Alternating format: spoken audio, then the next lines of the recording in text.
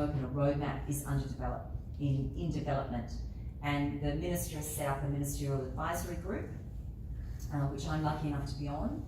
And the clever thing about this environment advisory group that the Environment Minister is pushing through is making sure that Cabinet Ministers come through this. So you can see the schedule of meetings that we're having at the moment. We've had design already, we've had built environment. So at the design meeting, we have the Trade Minister attend, and the Trade Minister and team and department heads get a chance to understand what is circularity and what is their role in this. And we heard at that meeting earlier this year that circular economy will be part of our trade agreements. And at the moment, we're negotiating our trade agreement with the EU. And if we want to plug and play into this global economy, we're going to have similar regulations and positions on circularity. And that means, for example, in Europe, if you're making something or bringing a product to market, it has to last for 15 years, not 6 months, no warranties for 6 months or a year. They have to last for 15 years, they have to be able to be broken down at end of life, they must be able to be repairable, and they have to not have in them those components that are toxic, like PFAS and other things. So, as we're seeing, if we want to plug and play in this economy, we also need to embrace those standards, and that's the framework that will be coming to Australia. We heard it from the mouth of the Trade Minister in that meeting. And then the second meeting we had was on built environment, infrastructure and embodied carbon. And my role was to present to the Climate Minister, Chris Bowen, around embodied carbon and the role of circularity in that meeting. And again, we see the Climate Change Minister and the departments starting to understand the importance of circularity in this journey.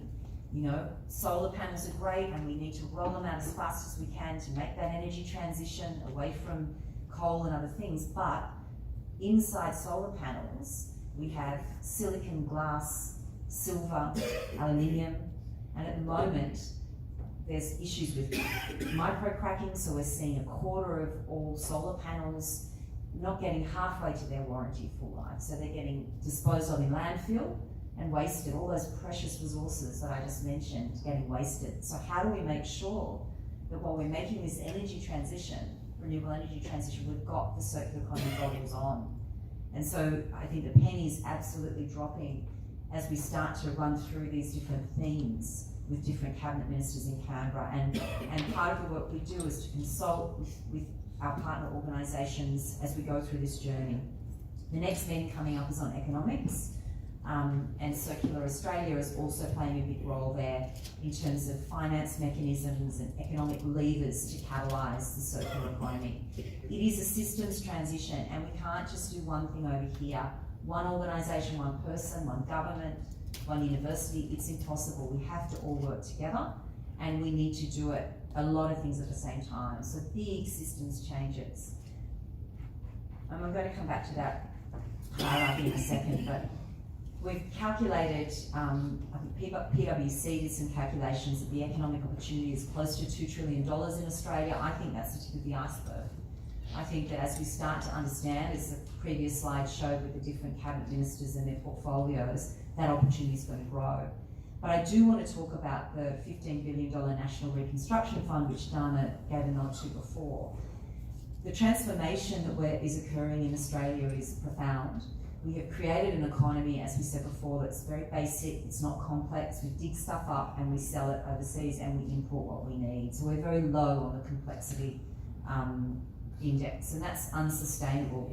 With changing geopolitics, with climate change and other things hitting us, we need a very robust and resilient economy, and that means we need a complex economy where we can make other things and export them, but also meet our own demands. And the federal government is very focused on the National Reconstruction agenda, which includes a fund of $15 billion, which is to build our onshore manufacturing capability. This is very much linked in with circular economy. We know that a big chunk of that funding will go to circular economy projects, and we're going to need it. We need to be doing things in a completely different way. For example, creating precincts like the UNIDO precincts, United Nations Industrial Design precincts, which use industrial symbiosis, so you're co-locating companies that can reduce waste but also share waste. One waste is another resource for another business. So we've really got to rethink our linear approaches to manufacturing, but also across our utilities, linear water, linear mobility. We need to absolutely be creating circular solutions, so empowering people to have infrastructure they need to recycle in their homes and in their precincts, keeping water locally for greening, recycling, for productivity, and capturing these nutrients like this wonderful project that that's brought us all here today. Consumers also want this. Circular Australia has a partner in Commonwealth Bank, which we did they did some research into appetite for circularity, and it's growing. So we know this is something that people want. They mightn't fully understand what circular economy is, but they hate the waste. They're overwhelmed by it in their homes, and they have often no choices or tools to be recycling or reducing that hyper-consumption model. We really do need a peak body at the moment to navigate this crazy systems transition, and Circular Australia exists to do that. I mentioned before, not one organisation or government can do it on its own. We need to be hand-holding and collaborating at scale, and Circular Australia exists to do that. Our mission is to fast-track the circular economy to that 2030 target that we talked about before. We're certainly not going to be 100% circular by 2030, but we will have some frameworks in place there to achieve that target by to achieve circularity by 2030. And actually, it's not just up to government. A lot of change has to come. We need researchers, we need businesses, we need everybody to be playing their part in transforming the economy, to designing out waste and creating new opportunities in products and services. And the way that Circular Australia is collaborating, we have a number of task forces. We have a finance and investment task force with all the big banks, which has done research and looked at what are those levers to catalyse circular economy from a financial perspective. How do we create circular bonds? How do we measure circular assets? We have an industry task force which is looking at consumables and the built environment, and the research we've done there is, what about tax incentives? How do we get those tax incentives to drive that a circular economy for industry?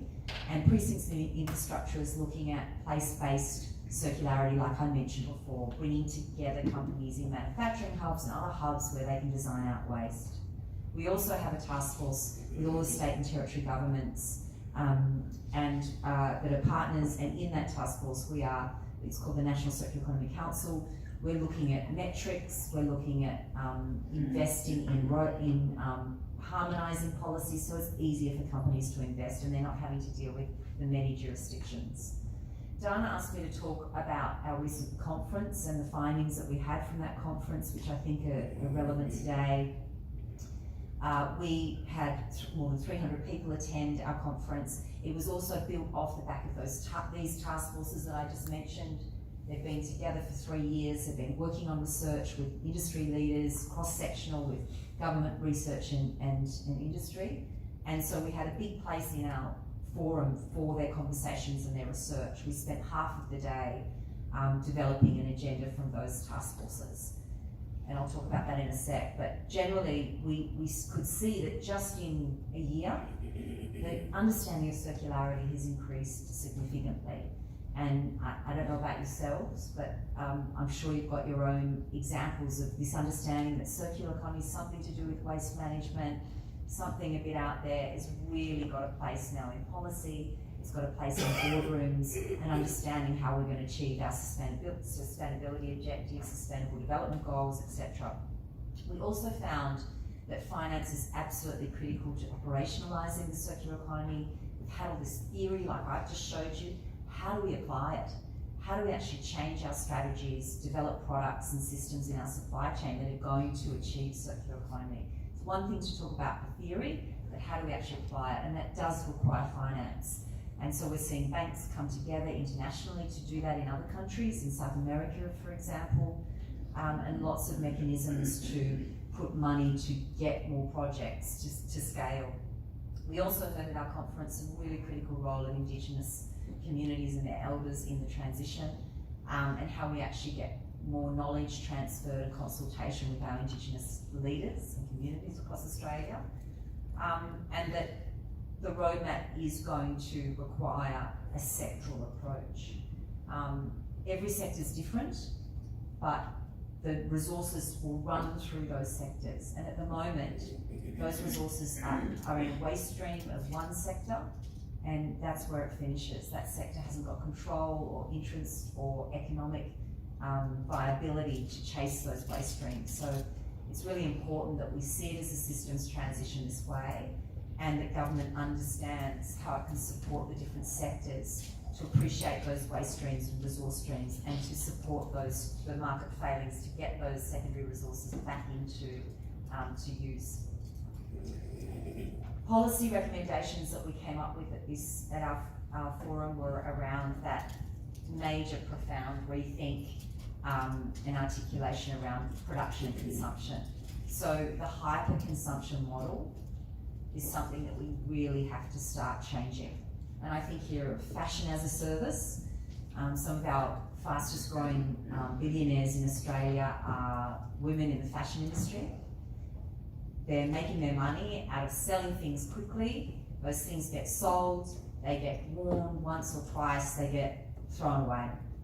And they create big environmental damage at the end of life, and there aren't supply chains to really get those materials back into the economy. Fashion's often made of multiple fibres and things that can't be broken down, so it's hard to extract the value. So fashion as a service is $1 billion industry internationally. It's something Australia's growing in Australia. You can go to David Jones, you can go to Glam Corner, and you can sign up for $99 a month, and if you're into fast fashion, but you can get those garments, and then once you've used them, you can send them back. So models like that are highly lucrative because for the fashion business, because they've made a garment, instead of selling it once for $200 or $800 if it's a special occasion, they can sell it over and over and over again through that leasing as a service model. And for the user, it's a lower price point for entry to accessing good quality clothes. And then these as a service sectors are able to generate long-term jobs in manufacturing, in repairing, and so forth. So this hyper-consumption model is coming to an end. We've still got to work out how we get what we need, but in a way that's more sustainable. So as a service models are also working very successfully in mobility, as you know. In the built environment, lighting as a service and energy as a service has been going for a long time. So some business models for yourselves to think about. There's definitely some gaps in the market.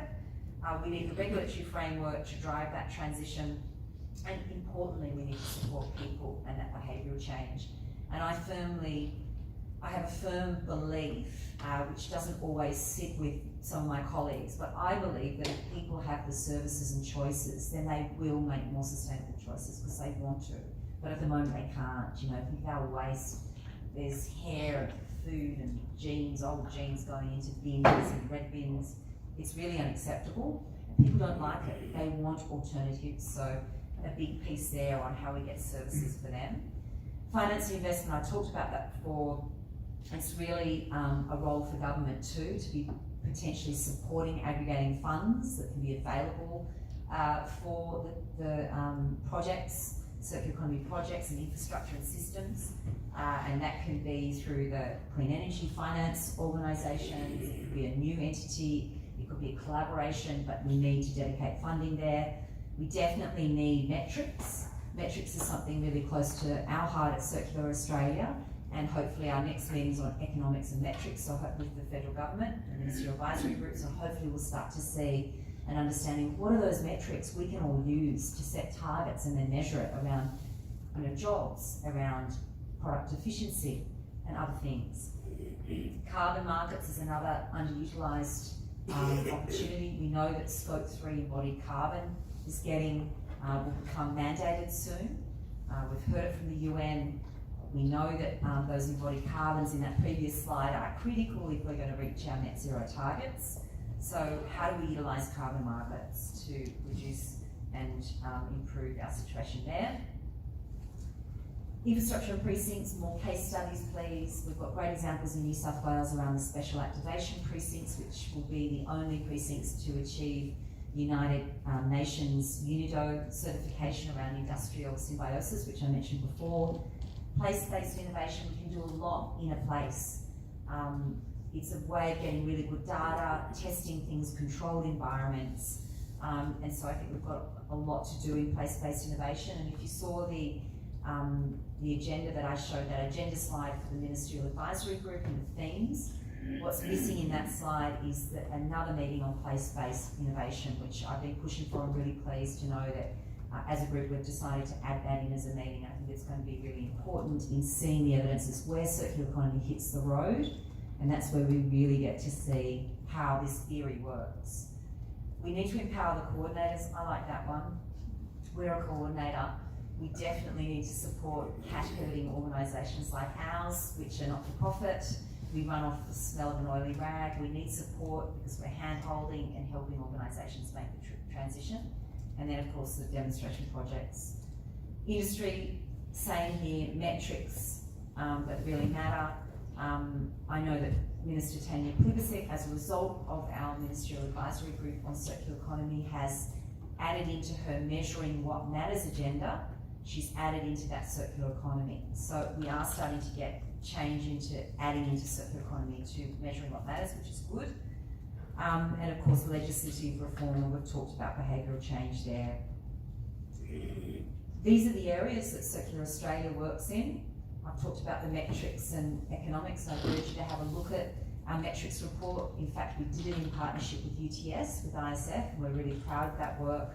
Supply chains, we've helped organisations create new supply chains, the collaboration I talked about, and we've just started with training and accreditation programs too, which is what the market needs. It's incredible what you can do, and I'm going to go back up to this slide now.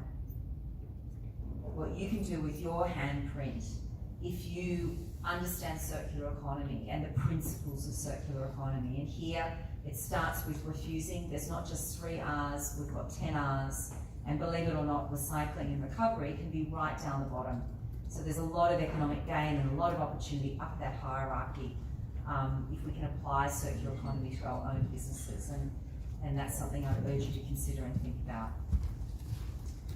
So moving on to the next really micro piece, perfect. Circular Ag is a program that Circular Australia has started. We have showcased, I urge you to have a look at this website, we've showcased the valuable impact of using nutrients in different contexts here with graziers, vegetable growers. Here, using organic nutrients instead of fertilisers was reducing the kill rate from 25% to 4% in some cases of plants, so really big impact. We know that agriculture is critical to Australia. There's really big opportunity here to apply circular economy. It's a massive sector and growing, not just in energy and transport, but also in water and waste. And if you look at the material flows, big opportunities to add in nutrients. We are focusing on that with the federal government. We believe that, of course, we're seeing mandated organic waste, organics going to into the environment, so big opportunities to use food waste. But also, I put the toilet in there too, because we've got some incredible innovations coming to support those material flows in a circular economy. Sorry if I've gone on a little bit too long, but I'll wrap up with that just to say, make sure you think to yourself, what am I going to do? Even if it's just some changes in your own strategic planning or a new collaboration, but what's your role in achieving a circular economy by 2030? I'll leave that with you all. Thank you.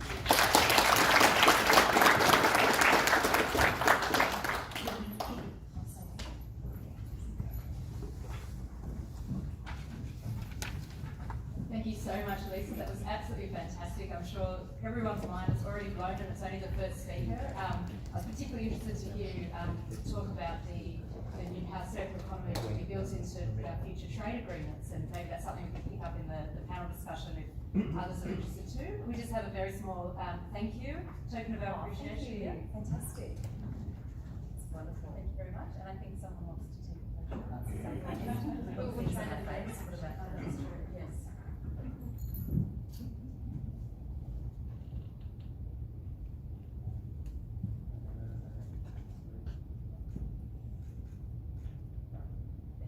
Thank you so much.